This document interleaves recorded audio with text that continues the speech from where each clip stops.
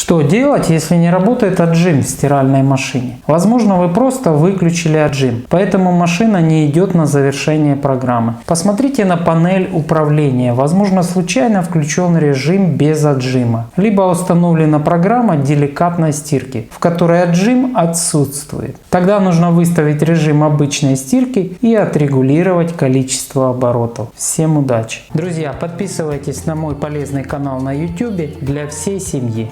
Каждый найдет для себя что-то интересное. Благодарю!